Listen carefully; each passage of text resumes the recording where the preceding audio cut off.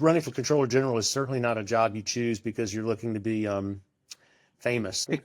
It's all work and no glory, quite frankly. Because if I do a great job, still nobody's going to really know it. It's not going to be famous for having done a great job as the Comptroller General. But I do see an opportunity to promote stewardship.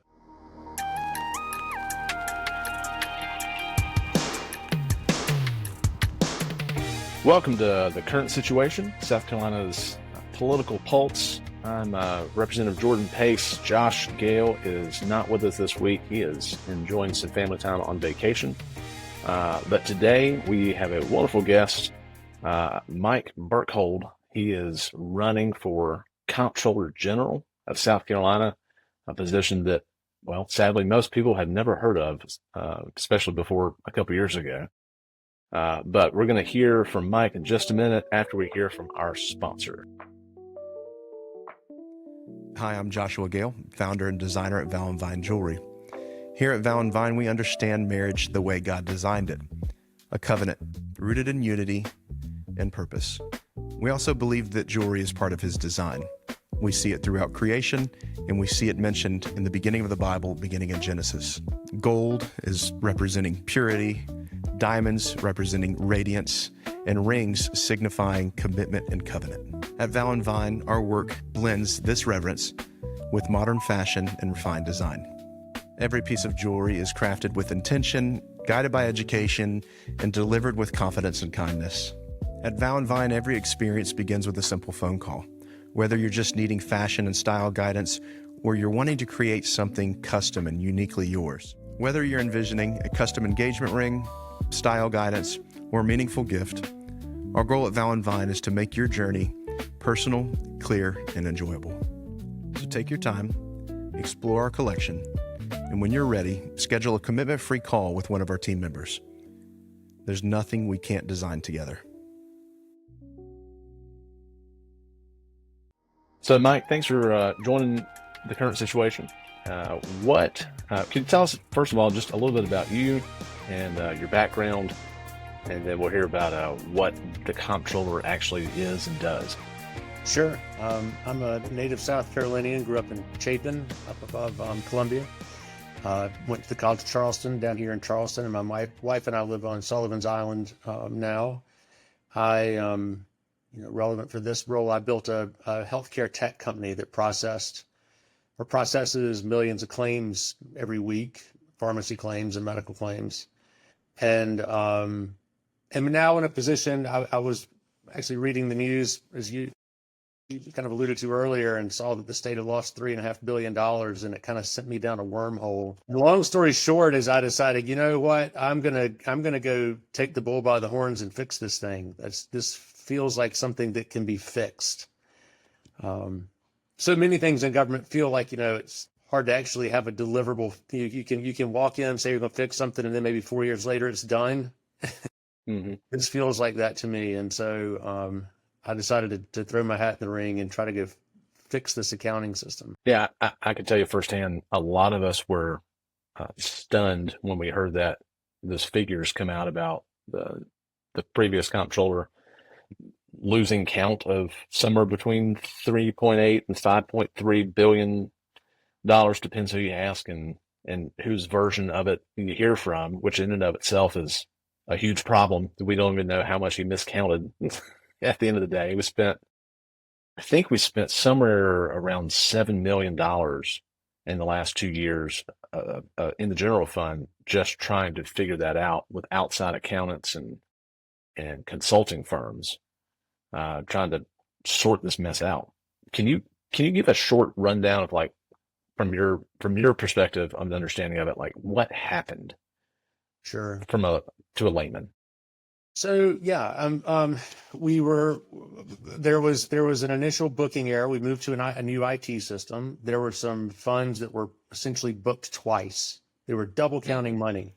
So money was coming in from the federal government to go to the universities, like say USC or Clemson.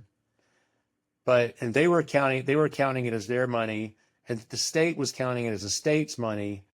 But then when the state went and gave a consolidated report of all of that included all the universities and the state money. That meant they were double counting the same money twice. It's my high level understanding of it. The problem is you're telling bondholders that you have more cash on hand than you do. And the real problem was like, look, accounting errors happen, Jordan, right? Like errors happen in business all the time. That's really kind of like why we work, is to solve problems, right? And so it's not terribly unique that there's an error that needs to be fixed. What the problem is that this error was known for 10 years and never addressed. They just never like went and solved it. And so it kept getting bigger and bigger, and they kept hiding it.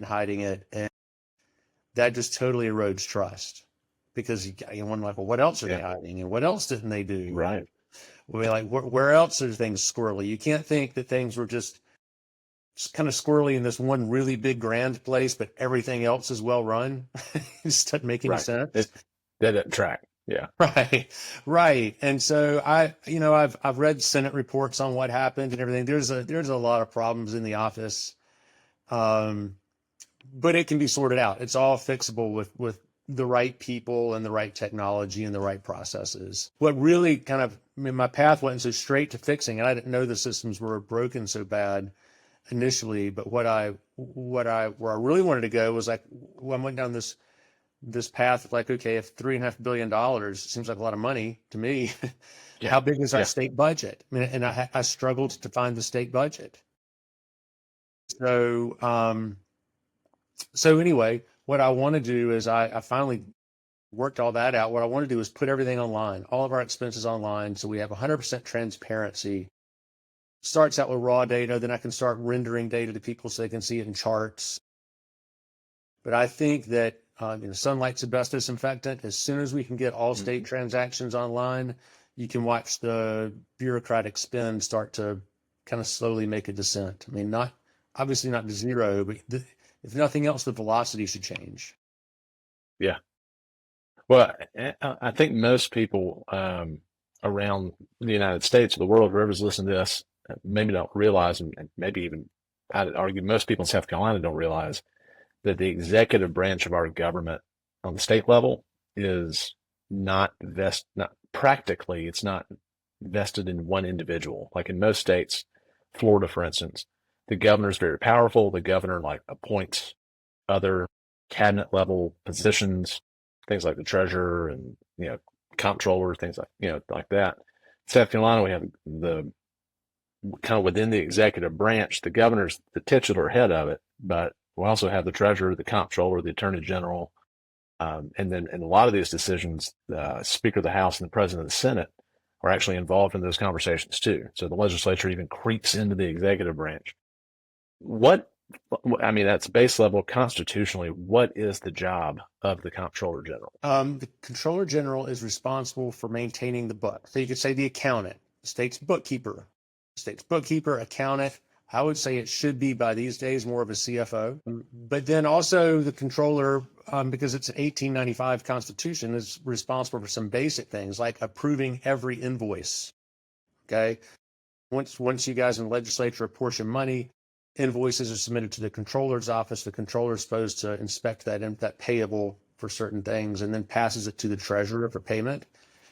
I don't feel like there's been any focus on that from what I can tell. I mean, I know right now the treasurer told me he's receiving over 250,000 invoices to pay a month, and the Comptroller General's office, and there are no systems and no staff to check that. So, if somebody wanted to commit fraud through that process, I don't think it would be that hard. And so I assume then that it's happening. Yeah. Right. I mean, you have to with government in general, but South Carolina's, like I said, the track record, if they're miscounting billions of dollars, then you have to assume reasonably what else is going on. That's right. I think our listeners probably also don't realize that the current Comptroller General, who was appointed by Governor McMaster after the previous guy resigned for all these errors over 10 years, he's actually a Democrat. In Ruby Ridge, South Carolina, we have a Democrat statewide office holder that was appointed by a Republican governor. It's very strange. Yeah, there've been some unexpected appointments over this past administration, I think. Yeah. Well, tell us a little bit about what your plan is to fix it. Obviously, we have a lot of issues here, a lot of problems. They're taking our money. What we don't know exactly what they're doing with it, as far as like information not being transparent. But how do we fix a problem as big as that? I think step one is to be sure that everybody knows that all transactions will be public, right? And we're gonna have to work our way there. Like with transactions, you can just you can put them in mass up on the internet and open, flat files, that type of thing, where people with the right skills can start going through them. But ideally, I want to be able to show everybody in the state where our money is spent and have a vision for having it, where you can go, if you're a computer science student, you can take the data and use AI tools and stuff, all the way to if an average citizen wants to go drill down and look at things online, different expenses. My real vision is I'd like to get it down to where it's maybe at a sixth grade level about where we spend money in our state, and try to work with, the Secretary of Education to get that put into our civics classes so people can understand how money is spent at the state level. Not a lot of exposure to that anymore, I don't think. And None. Yeah. it's really important. The reason I'm interested in state government is I feel like I can make an impact at the state level. Hmm. I think that, one thing we need to realize is that South Carolina can be whatever it is we want it to be. And if we want it to be exceptionally well run, it can be. You've got to focus on that, and you've got to be committed to that. And my view on that is that it's got to start with the books. I mean, if you don't have an account, because you tax money and you spend it, that's kind of the way it is, right? Yeah. So the Right. books are the in between there. And if you don't know what's working and what's not working, which I don't think the legislature has access to right now because of the situation in the accounting system, you can't make the right decisions. Yeah, it's difficult. We can find it. Like if we go, if an individual legislator goes looking for stuff, I can usually find it. Like I find a lot of stuff, Yeah. but I go looking for it. It's not readily available. You have to go digging. First of all, you have to know general direction of where to go dig to find like the initial stuff of what I need to look for. Um, basically, the point is it's hard. It is hard for legislators to find appropriate information about where the money's going and what the money's doing. So having a one-stop shop on that would be, not only for the legislature but for the citizens, would be incredible. Yeah. About once or twice a year, our minister reminds us that if you want to understand where your heart is, go look at your checkbook. Yeah. And Well, that's what Jesus said. Yeah. that reminds us of this. And then I've also, so which is a more governmental way of saying it is that your budget is essentially your list of priorities with dollar signs. And so the challenge right now that I see is that you do have a budget, but the budget is, what we're missing is a budget to actual. That is something a business person can look at and see the difference of, and start to hold department heads accountable, just like you would in a regular business. Like if you had a sales team or marketing team or operations team, you would say, well, what have you achieved with this money? And they should have answers for that. Mm-hmm. Yeah. Yeah. That would be a change. That would be a whole lot better than what we got now. Yeah. Yeah. Well, you mentioned your minister. We're part of the current situation. We try to come at South Carolina politics from a biblical, like Christian perspective.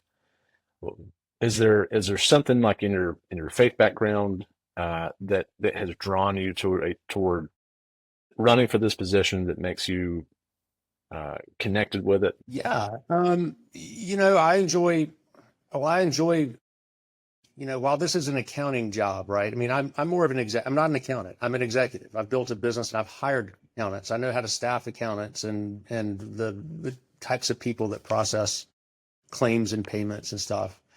I enjoy leading a team. I enjoy getting out. I enjoy politics. I enjoy getting out and speaking. That gives me an opportunity to share my faith. I'm a sinner saved by grace. I owe everything to Christ. I see this as an opportunity to go serve my neighbor. Running for Comptroller General is certainly not a job you choose because you're looking to be famous. Right.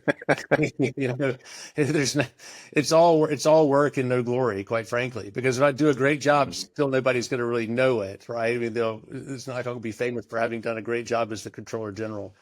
But I do see an opportunity to promote, stewardship, and to be sure, we've got, the Lord's blessed me and I've been very successful in business. And, and I live in a very affluent area. I live down in the Charleston area. Yeah. And, Right. but I'm aware of, economic development in situations around the rest of the state. It's not the same. So I see this, being a good steward of the money that we do have and of the prosperity that's coming to the state to raise the, lift everybody's boat as a great opportunity. And so I think it plays into my faith well. Yeah. I can empathize with that every time I crack open the budget in March when we have those discussions. Part of the driving factor in my mind is realizing how much money is being taken from people's pockets, and the more and more I figure out how much of that money is being wasted or just misprioritized on things that they shouldn't be spent on, frankly. To me, that's absolutely loving your neighbor, because, like I said, people in less affluent parts of the state, they're just getting by paycheck to paycheck. Every $50 counts. Every $25 counts. It absolutely does. I remember somebody asked me the first time I ever felt like I had made it. Mm-hmm. And it was when I could afford to put 4 new tires on the car, and it wasn't like a big deal. It's like right. That's a big deal. You need new tires on the car, and you're not like flipping out over how you're going to pay for it. Or driving around on unsafe tires. It's a big deal. And that's you add up all the little taxes we pay and all the inefficiencies that might be in government. And if we're paying 10% too much in taxes, well, that could be that difference. These little differences around things. And I think it's likely that we probably are paying too much tax right now. Yeah. But until we get into the I heard you. I don't know. I heard you speak the other day about that, the inefficiency aspect. Can you talk about that a little bit? Are we talking about the other CFOs I talked to? Yeah. Yeah. So I have met as I've researched this role, because I want to be good at it when I get elected. I've gone and met with some men who were CFOs at Fortune 50 companies. Companies with budgets bigger than South Carolina's. And I've described to them our payables process and our procurement process and all the things that lead to inefficiency. And they were real quick to say, "Oh, easy 10%." Like picking up money off the floor, type of 10% in this type of arrangement. Like and even saying, understanding that, CFO in a big company like that, if they're trying to turn things around, they're pretty much dictating what happens, right? Period. And you don't get to do that in the state. You got to work with the legislature and department heads. But their 10% even accounts for that. They think there's just going to be enough inefficiency in a old accounting system where it appears that because of the $3.5 billion, there hadn't been any real oversight for 20 years. That's likely to be the case. And my plan is, for lack of a better term, I plan on doging the state. I'm going to go through every big contract we have and be sure that we're paying at the right rate. Is it something we're supposed to be buying? Is it expired? Is it something we have to have? I want every department head to re-justify their expenses. to certify that it's something they're using. I get to write the accounting rules and the requirements for paying these invoices. I'm going to crank down on that. Yeah.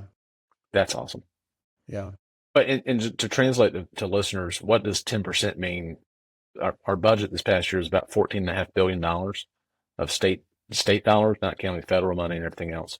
So it'd be almost $1.5 billion is 10% of the total. And if you're looking at like average taxes paid, South Carolina, just the income tax, your average family in South Carolina is paying about $2,200 a year just in income tax. That's $220 a year. In theory, could be saved by every household. That $220, I mean, that's depending on the size of your tire. That's true. Yeah, at least one tire. Yeah, I mean that could be one tire if you got a big tire. But and I don't know that we're not driving a sedan. Yeah, and I don't know that we're not going to be able to have an impact on the total budget, which is closer to $43 billion, right? So you got other funds and federal match. I wouldn't give up on that either because, well, the other place, Jordan, is like you can say, so this is how it's like when you're running a company, right? Is anything that you're wasting, you're not taking home. Okay. That's the way you would normally look at it. If I've got any waste, then I don't get to take home the profit, right? Which is essentially, a way of looking at the taxes. But the other thing is if you're trying to make your company healthy, what you want to look at is you want to look at, so not only are we not paying like contracts that are expired, but also once you look at it, you can say, well, this money is really being spent in a low priority area, and we could move it to a high priority area and get a better return on it for taxpayers. Right. And so it's not only like with good financial management shouldn't just result in tax savings, but it should result in better overall results of places you'd want to reprioritize money that's just kind of, being spent in an approved area, but having no good effect. Yeah. Yeah. Well, if I could give an example of that, and this isn't necessarily something, this is a legislator issue, like a legislative thing of setting those priorities. The tax dollars have a much bigger impact from my perspective going to fix bridges. We have 1,000 bridges around the state that have weight restrictions on them because they have to be either fixed or replaced. Your dollars are much more impactful fixing those bridges than they are funding millions of dollars to the Arts Commission, who are putting on festivals and giving awards for gummy bear statues and stuff. So it's the same amount of money, but the impact is a whole lot different. Yeah, so the other thing is you kind of want to put your budget together with a work plan, which should prioritize your most important things, and that should show more light on art fairs and stuff are things that's easy to get people to contribute to, quite frankly. Yeah. I mean, I've raised money for private entities can sponsor. Yeah. Bridges, just people aren't going to do it, right? Because that's a government task. So it's like, if you can focus on the fundamentals and get those down, then maybe you do some of this other stuff. But I think we got a ways to go on that. I mean, that's up to you guys, but I can certainly show you the way on these things. Well, that would be an incredible improvement. Mike, is there anybody else running for this race that you know of? No. As of now, there's nobody else running or planning to run that I'm aware of.